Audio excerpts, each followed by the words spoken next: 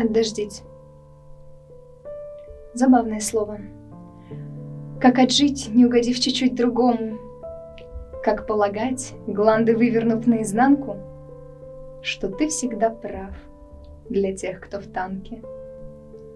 Для них дождь во благо, на них не распространяется твое право всех ненавидеть и обвинять во всем смертном, всем доказывать что-то, не говоря конкретно.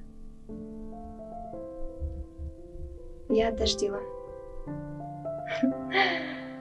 Отдождишь и ты, выкинь, забудь, сожги, будем квиты. Ну и со всяким может статься, что как влюбленность просто, дождь имеет такое свойство кончаться.